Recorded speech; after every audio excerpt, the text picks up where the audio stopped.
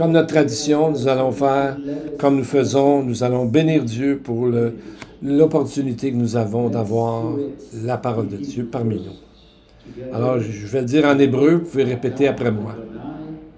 Baruch ata Adonai, Eloheinu melech haolam, asher natan lanu torat emet, ve'aye olam natach betochenu. Baruch ata Adonai noten haTorah. Seigneur, nous te louons, toi le Dieu de l'univers, notre Dieu, qui a donné la parole de la vérité au monde, qui a planté parmi nous, semé parmi nous la vie éternelle. Nous te louons, Seigneur, toi qui nous donnes la joie d'avoir les Écritures.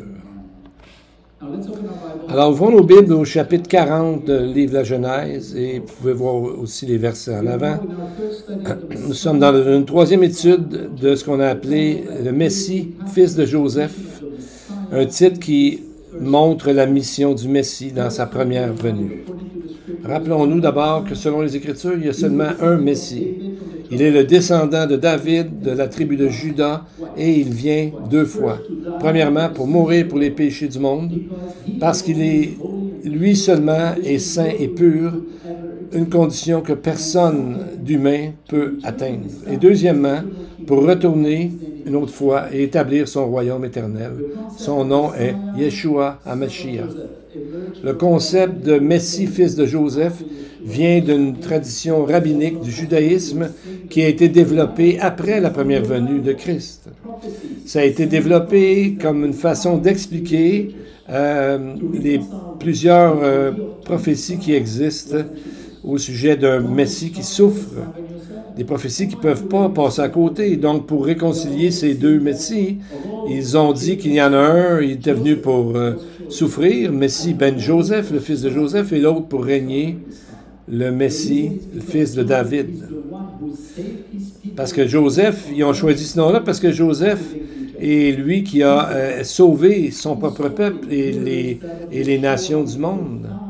Donc, il y a des choses dans sa vie qui reflètent profondément ce que Jésus fera plus tard. Par exemple, il a été traité injustement et plus tard, il a été exalté au-dessus de ce qu'il était au départ. De la vérité, le Messie, fils de Joseph, n'est nul autre que Yeshua dans sa première venue. Les prochains chapitres de Genèse nous vont montrer plusieurs événements inhabituels qui vont voir, on va lire que Joseph a rencontré le Pharaon et ensuite il est devenu le deuxième en poste de commandement en Égypte. Et ensuite, lorsqu'il a rencontré après de nombreuses années ses frères. Et il y a beaucoup d'indices qu'il a donnés à ses frères ou que le texte nous montre qu'il a donné à ses frères, mais ils ne l'ont jamais reconnu. Il y avait des choses subtiles, mais quand même claires. Puis qui fait que le lecteur se dit, comment ça fait qu'ils ne l'ont pas reconnu? Alors, ça semble quelque chose qui est déjà là, qui a beaucoup de prophéties claires et vraiment intéressantes au niveau des prophéties messianiques à travers l'Ancien Testament. Et ces prophéties-là parlent au peuple juif pour leur montrer qui est leur Messie, et ils ne le voient pas encore. C'est quand même assez fort comme aveuglement. Par exemple, quand les frères sont venus en Égypte pour acheter du grain, Joseph a rempli leur sac avec encore plus de grain qu'ils avaient acheté. Et il leur a même redonné de l'argent dans leur sac. Après qu'ils ont fait une certaine distance, ils ont vu qu'il y a l'argent, mais ils ne pouvaient pas comprendre ce qui était arrivé. Ils ne pouvaient pas comprendre comment ça fait qu'ils étaient tellement bénis tout à coup. Ensuite, après qu'ils ont rencontré Joseph, ils ne l'ont pas reconnu. Lui, Joseph leur a demandé est-ce que leur père est toujours vivant, et il leur a demandé est-ce qu'il y avait un autre frère, un 12e. C'était Benjamin. Donc, c'était le frère de Benjamin, parce qu'il avait la même mère, Joseph. Mais pourquoi un Égyptien, un officiel parmi un haut rang, s'intéresserait à ces Hébreux-là s'il y avait un frère ou encore un autre frère? Ils ne pouvaient pas comprendre comment ça fait qu'ils s'occupaient d'eux comme ça. Ils posaient des questions comme ça. Et à un moment donné, ils invitent les 10 dans sa propre maison à manger. Ils ne pouvaient pas comprendre ça parce qu'habituellement, les Juifs n'étaient pas invités à manger avec les Hébreux parce que pour eux, ils considéraient que c'était une abomination parce que les Juifs avaient des troupeaux et pour eux, c'était une abomination. Et ensuite, à la table, Joseph place les frères en ordre d'âge, du plus vieux au plus jeune. Comment se fait qu'ils pouvaient savoir ça? Ils ne se sont pas compris non plus. Comment se fait qu'il savait ça, lui? Puis en plus, il a donné à son jeune frère Benjamin plus de nourriture que les autres. Donc, ils ne pouvaient pas voir les actions de Dieu à travers ce que Joseph faisait. Donc, c'est devenu pour eux incompréhensible. Et nous aussi, nous allons être comme ses frères. Lorsqu'on regarde le monde, et si on ne regarde pas à travers la Bible ce que Dieu dit d'Israël, nous allons être comme eux, nous n'allons pas comprendre tout ce que Dieu est en train de nous montrer comme indice. Cela nous rappelle que pendant qu'Israël est encore dans la diaspora, est encore persécuté et rejeté et méprisé, Jésus non seulement les surveille, mais il les appelle toujours les Juifs à lui-même, au salut. Donc, on voit dans d'autres écrits, dans le judaïsme rabbinique, on voit des écrits qui font référence à ça. Dans le Talmud, des Targums et dans plusieurs Midrash. Donc, que le Messie ben Joseph appelle Israël à regarder à lui, celui qui a souffert pour leur cause. Commençons par regarder un peu Genèse chapitre 40. Ici, nous voyons Joseph comme étant celui qui interprète les rêves. En tout, il interprète correctement 4 rêves. Les interprétations vont l'amener à travers l'histoire à une haute position en Égypte. Mais comment se fait qu'on utilise des rêves dans cette section de la Bible? Vous savez, les rêves pour les Égyptiens étaient la façon pour qu'ils croyaient qu'ils parlaient avec leur Dieu ou que leur Dieu leur communiquait des choses. En Égypte, les Babyloniens aussi voyaient des rêves. Comme en Égypte, les Babyloniens voyaient des rêves comme des façons de communiquer de leur Dieu avec les mortels pour leur donner des prophéties, des avertissements ou de l'instruction. Et qu'est-ce que Dieu a fait plus tard? On voit, il a envoyé Daniel pour interpréter des rêves pour les Babyloniens.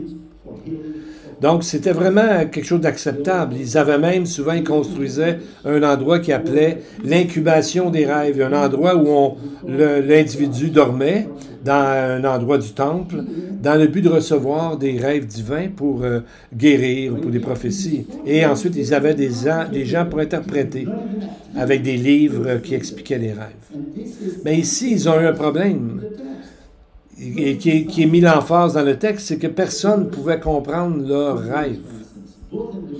On voit que dans les 2 premiers rêves, les 2 individus ont dit « Nous avons eu un songe et il n'y a personne pour l'expliquer. » Genèse 40, verset 8. Plus tard, Pharaon a eu des rêves et il dit dans sa confusion, 41, verset 8, « Mais personne ne put les expliquer à Pharaon. » Et c'est là que Dieu entre en action. Il inspire Joseph à travers l'interprétation correcte. Joseph était le seul dans toute l'Égypte qui pouvait interpréter le rêve. Il y a quelque chose de magnifique qu'on voit ici. C'est que la manière que les Égyptiens voyaient leurs rêves comme une route vers l'inconnu, le rôle de Joseph prend une signification encore plus particulière, plus grande. Parce que comme il a interprété correctement ces rêves-là, et c'était pas des affaires bizarres, mystérieuses comme symbole, mais il a amené une révélation divine dans une culture qui était complètement dans la superstition. Et Joseph, en faisant ça, dans le fond, c'est le premier juif à accomplir l'appel d'Israël qui était quoi? D'être un royaume de sacrificateurs. Exode 19, verset 6, en guidant les nations vers le seul vrai Dieu des Écritures. Donc, de cette façon, Joseph a servi de premier en Israël à avoir cette mission ultime, d'amener les nations à la connaissance et au culte du Dieu d'Abraham, d'Isaac et de Jacob. Et bien sûr, il donne crédit à Dieu, notre Dieu. Ces 2 individus dont on a parlé, les chansons qui amenaient le vin au roi et le panetier qui préparait le pain, ont dit à Joseph, et Joseph lui a dit à ces 2 hommes-là, n'est-ce pas Dieu à qui appartiennent les explications. Donc, il n'a pas pris ça sur lui. Il a dit, verset 16, chapitre 41, « Ce n'est pas moi, c'est Dieu qui donnera une réponse favorable à Pharaon. » Donc, le mot favorable, c'est le mot Shabbat. Dieu va te donner du repos en te disant le présent et le futur. Et c'est dans la Bible que nous découvrons que le vrai sabbat, notre vrai repos sera quand nous serons avec Dieu pour l'éternité. Nous n'aurons plus d'anxiété, de peur ou de quoi que ce soit. Et dans la Bible, les interprétations des rêves ont toujours été données à l'extérieur du pays d'Israël. Non pas pour les Juifs, mais pour les non-Juifs. Il y a eu deux dans la parole qu'on connaît bien, c'est Joseph et Daniel. Quand les rêves avaient besoin d'une interprétation humaine, c'est toujours arrivé en dehors du pays d'Israël et pour les non-juifs. Donc on voit les gens qui ont reçu des rêves, comme par exemple Salomon dans 1 Roi 3, ou Marie, l'épouse de Joseph, n'ont pas eu besoin d'un interprète, quelqu'un pour interpréter, ils ont bien compris le message. Donc, on voit que quand Israël était dans son propre pays, Dieu leur parlait directement à travers les prophètes. Mais lorsqu'ils étaient dans l'exil, Dieu venait leur parler à travers des rêves à ces gens-là. Romains 3 dit, « Quel est donc l'avantage des Juifs? Il est grand de toute manière, tout d'abord en ce que les oracles de Dieu leur ont été confiés. » Donc, quand Dieu voulait leur parler directement, ils comprenaient ce qu'il disait en général. Ils n'avaient pas besoin d'aller à l'extérieur. Mais lorsque les Juifs étaient dans un autre pays, c'est là que ces pays-là croyaient aux rêves. Dieu leur envoyait des rêves à ces gens qui étaient là-bas. Donc, si vous avez dans votre vie des rêves, puis vous ne savez pas trop quelle est la signification, demandez pas à n'importe qui, demandez à Dieu. Et Dieu peut vous révéler ce que, justement, il vous a fait comme rêve, il vous a fait rêver. Comme, par exemple, si on se demande qui est Jésus, qui est le Messie, d'où vient-il, comment viendra-t-il, c'est seulement dans les Écritures que nous allons trouver la source de tout ce qui a été connu, que nous avons besoin de connaître à son sujet. Bien, avant d'entrer dans le récit assez surprenant de la vie de Joseph, où on le voit comme un super-héros, on nous rappelle quelque chose qui est important, pas tellement par rapport à lui, malgré que ce l'est, mais surtout par rapport au Messie. Parce que dans ce chapitre, on peut voir un manque de foi un petit peu de Joseph ici. Après tout, Joseph est humain et un pécheur comme tous les êtres humains sur terre, excepté Yeshua. Et à quel endroit a-t-il chuté, autrement, même si ce n'est pas grand-chose? Bien, c'est après qu'il a été emprisonné, où il a fait une demande venant du cœur à celui qui portait le vin au roi à l'échanson. Genèse 40, verset 14. Il dit à cet homme, « Mais souviens-toi de moi quand tu seras heureux, et montre, je te prie, de la bonté à mon égard. Parle en ma faveur à Pharaon, et fais-moi sortir de cette maison. Car j'ai été enlevé du pays des Hébreux, et ici même, je n'ai rien fait pour être mis en prison. » On voit ici un petit manque de foi. On voit le côté vraiment humain de Joseph. Et vous savez, après des années qui a été trahi, d'esclavage et d'emprisonnement injuste, il voulait qu'on se rappelle de lui. Donc, il demande à quelqu'un de se rappeler de lui, mais il ne demande pas à Dieu, mais il demande à un homme. Et ce moment est ressorti et mis en lumière dans notre texte pour nous montrer que dans l'adversité, parfois, on peut flancher. Où était la foi de Joseph à ce moment-là? Pourquoi il demande à quelqu'un de l'aider alors que c'était tellement évident qu'il était favorisé et protégé par Dieu? Le Targum de Jérusalem dit ceci. Joseph a cessé de faire confiance au ciel ou à Dieu, si vous voulez, et a plutôt mis sa confiance en un être humain quand il a dit à l'échanson « Souviens-toi de moi ». Et on voit précisément le côté humain de Joseph pour nous montrer que Joseph n'était pas le Messie, n'était pas parfait. Il a été un homme choisi grandement par Dieu, qui a été utilisé puissamment par Dieu. Et même à ce moment-là, on voit qu'il est très humain. Ça nous rappelle que le salut ne vient pas de l'homme, de l'humain, mais de Dieu seulement. Au temps exact que Dieu a choisi, ça va arriver. Et regardons le dernier verset du chapitre 40. Le chef des échansons ne pensa plus à Joseph, il l'oublia. Chapitre 40, verset 23. Pourtant, cet échanson, au moment opportun, au moment exact où Dieu l'avait choisi, tout à coup, il se rappelle de Joseph. Et c'est là que nous entrons dans une nouvelle phase de la vie de Joseph. Les circonstances dans lesquelles l'échanson s'est rappelé Joseph, c'est à cause que le Pharaon a eu un rêve qui l'a dérangé. Et puisque personne ne pouvait interpréter, tout à coup, l'échanson s'est rappelé de lui. Et le rêve de Pharaon, vous savez, il y avait 7 vaches grasses sur les rives du Nil, et tout à coup, il a vu 7 autres vaches complètement laides et complètement maigres qui sont venues après les 7 vaches grasses. Et cela a affecté grandement Pharaon parce qu'il ne comprenait pas. Et en plus, ces vaches étaient vénérées. C'était des vaches sacrées, comme on appelle, plus que tout autre animal.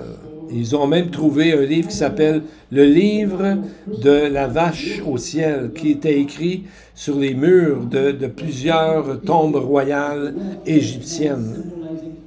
Parce que les vaches ici représentaient justement le Dieu qui s'appelle le God Happy. Et Happy était souvent décrit comme un homme très bien en santé, qui symbolisait la fertilité et l'abondance, comme les 7 premières vaches. Et lorsqu'il a vu les vaches maigres, Pharaon n'était pas vraiment très heureux.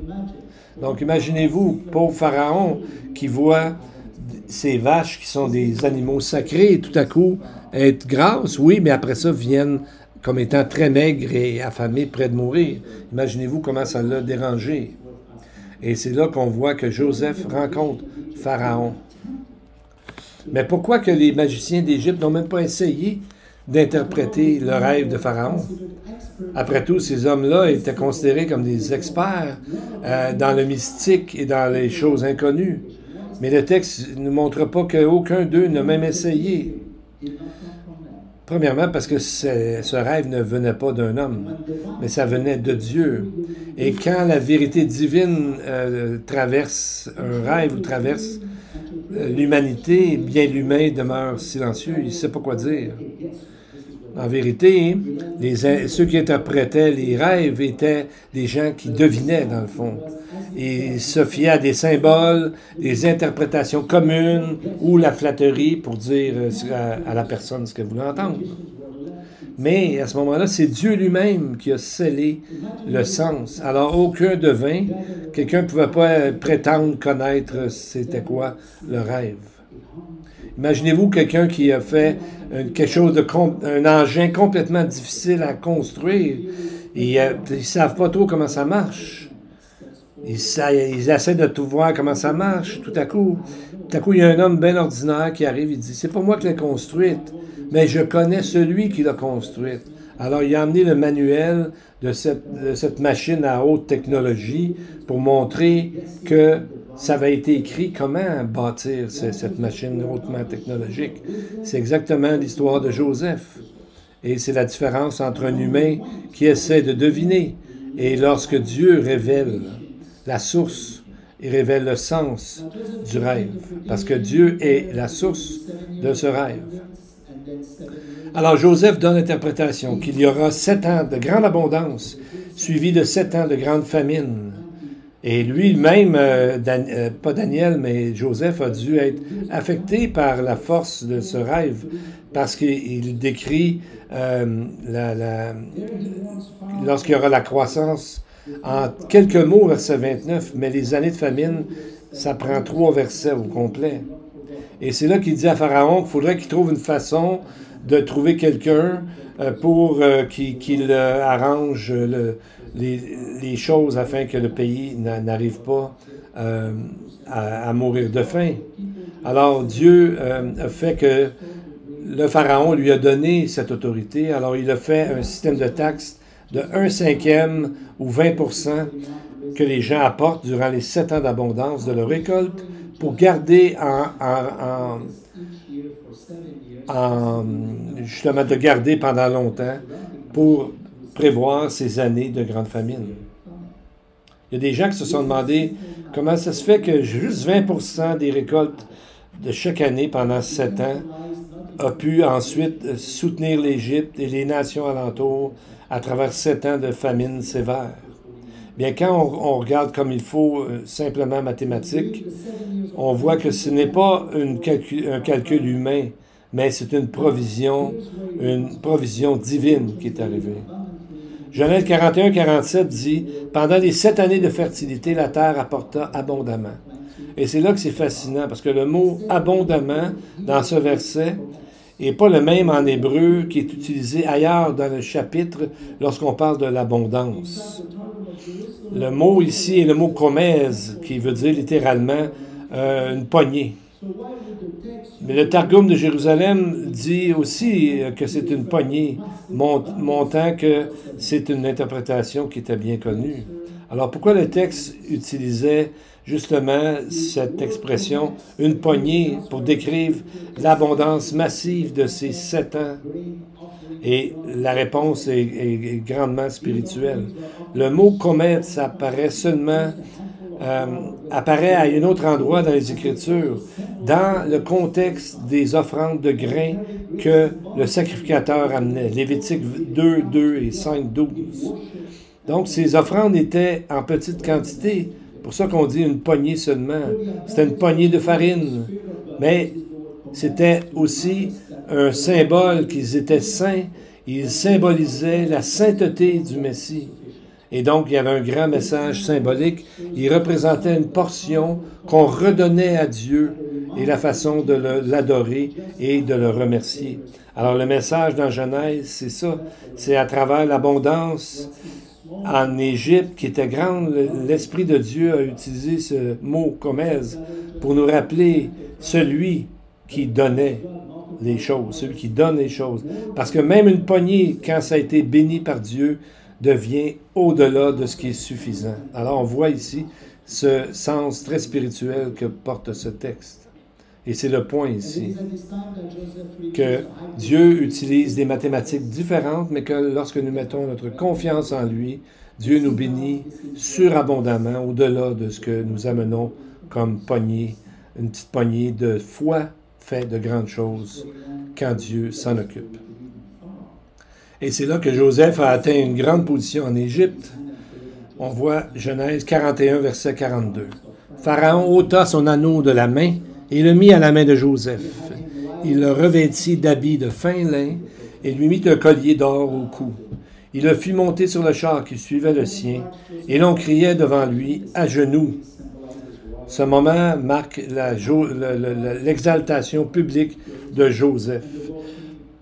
L'agneau que Pharaon lui a donné symbolisait l'autorité royale, et le fin lin représentait l'honneur et la pureté, et la chaîne en or représentait une marque de distinction. Exactement, et cela demandait aux gens de se courber devant lui. Dans le sens prophétique, cela montre le moment où le Messie retournera sur terre et sera révélé alors sa vraie identité. Tout comme Joseph, qui a été une fois rejeté, méprisé et pas reconnu par ses frères, a été ultimement élevé devant tout le monde et a pourvu aux nations alentours de ne pas mourir de la famine. Nous allons voir les chapitres 41, versets 55 à 57. Quand tout le pays d'Égypte fut aussi affamé, le peuple cria à Pharaon pour avoir du pain. Pharaon dit à tous les Égyptiens, « Allez vers Joseph et faites ce qu'il vous dira. » La famine régnait dans tout le pays. Joseph ouvrit tous les lieux d'approvisionnement et vendit du blé aux Égyptiens. La famine augmentait dans le pays d'Égypte. Et de tous les pays, on arrivait en Égypte pour acheter du blé auprès de Joseph, car la famine était forte dans tous les pays. 3 fois, il nous est dit que la famine était dans tout le pays d'Égypte, verset 54, et 2 fois dans le verset 56. 4 fois, il nous est dit tous les pays, ou tout sur la surface de la terre, où tous les contrées, tous les pays étaient affectés. Et 4 fois, le nom de Joseph est mentionné comme leur sauveur. Donc, c'est beaucoup qui est donné à un homme. La Bible, normalement, ne donne pas autant d'importance à un homme. Et nous devons voir plus loin, c'est que cet homme préfigurait Christ lui-même, le Yeshua HaMashiach, qui est le fils de Joseph, qui est aussi le fils de David et qui est le roi. Un Messie, 2 venus. C'est la leçon ou la conclusion de ce texte, de la vie de Joseph. Et ensuite, Pharaon a donné à Joseph un autre nom très significatif, Zaphenat Panéa. En hébreu, le nom est devenu Tsafat Panéach. Tsafat veut dire caché, et Panéach veut dire de démontrer ou d'interpréter. Alors en hébreu, le nom voulait dire, dans le fond, celui qui révèle des choses cachées. Et cela montrait ce que Dieu avait donné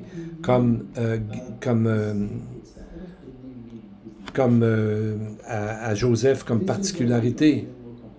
Mais Pharaon ne parlait pas hébreu, il parlait égyptien. Alors, qu'est-ce que veut dire le nom qu'il lui a donné à Joseph dans son propre langage?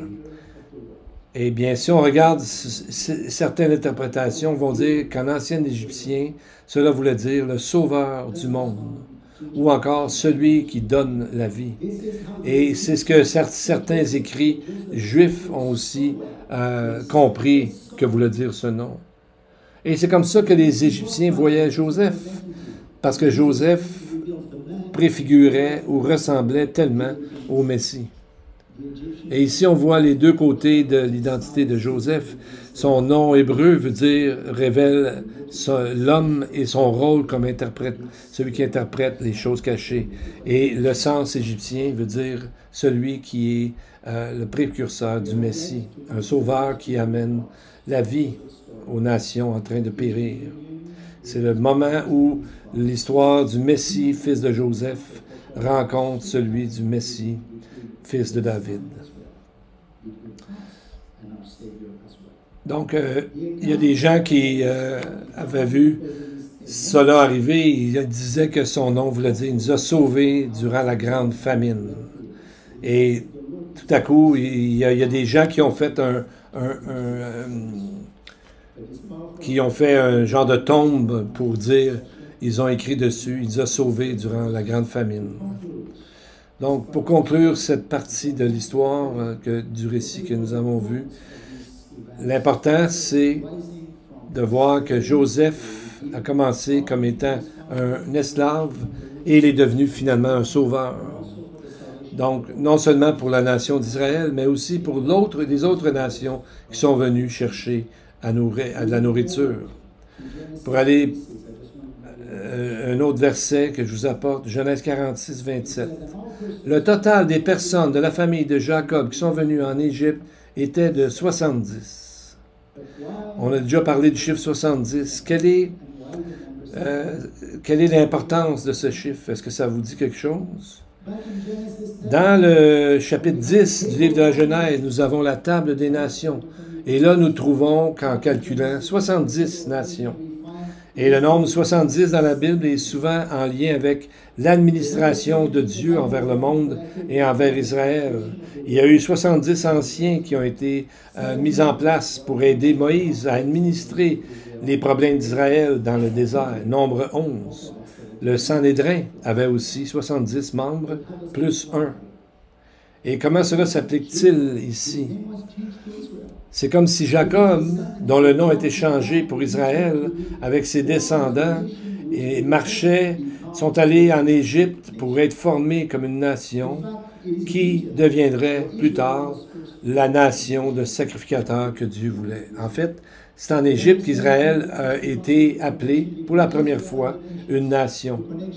Le nombre 70 nous mène à considérer le lien entre Israël et des nations, une connexion, un lien qui commence à la table des nations et va rester à travers les temps messianiques et même dans l'éternité. Quand Israël sera la nation de sacrificateurs à laquelle Dieu l'a appelé, et elle le sera pour les nations à ce moment-là, quand Israël sera une nation de sacrificateurs à la fête des tabernacles. Et c'était un sacrifice par nation, pour ceux qui étaient 70, un sacrificateur par nation. Et Jésus en a parlé dans un texte dans Luc 10 qui suivait la fête de la Soukotte. Verset 1, chapitre 10 de Luc. Après cela, le Seigneur désigna encore 70 autres disciples et les envoya 2 à 2 devant lui dans toutes les villes et dans tous les lieux où lui-même devait aller. Il leur dit, « La moisson est grande, mais il y a peu d'ouvriers. Priez donc le maître de la moisson d'envoyer des ouvriers dans sa moisson. » Voyez-vous comment le texte est bâti ici? Le Seigneur, le maître de la moisson, le Seigneur de la moisson. Et quelle récolte c'est devant nous maintenant, alors que le Seigneur revient bientôt. Savez-vous qu'il y a plus de croyants aujourd'hui dans le monde qu'il n'y a jamais eu dans l'histoire? Il y a de plus en plus de gens qui n'ont jamais entendu de Jésus, qui l'entendent parler pour la première fois aujourd'hui. Alors quand il dit que la moisson est grande, il y avait à peu près juste 300 millions de gens à ce moment-là. Qu'est-ce que vous pensez qu'il dirait aujourd'hui, une population de 8 milliards de personnes? Ça a grandi de 27 fois. Il nous dit, allons-y, Dieu est avec nous pour nous aider dans cette moisson. Et tout ça commence par la prière. Alors, courbons nos têtes et prions. Avinu Malkeinu, our Father and King, you have made us your children. And now that your Son has paved the way for us, and so, Lord, make us ready and willing to be sent as well. Be now among us and teach us how we can keep your word and follow you every day, every hour, every minute of our lives. Help us to realize your full presence so that we won't be fearful anymore, but we will be good soldiers of yours. And so this morning, Lord, remind us to be still and know that you are God. Remind us that the Lord of hosts is with us. The God of Jacob is our refuge. And for those here today needing this very present help in trouble, I ask that you display yourself to them, dislodge fear from them, undertake for them, multiply grace and peace unto them, and may the evil one be soon crushed under their feet. We pray this in Yeshua's name, and to the congregation. The Lord bless you and keep you. The Lord makes his face shine upon you and be gracious to you. The Lord lift up his countenance upon you and give you peace. Amen and amen. May the Lord bless you all. Amen.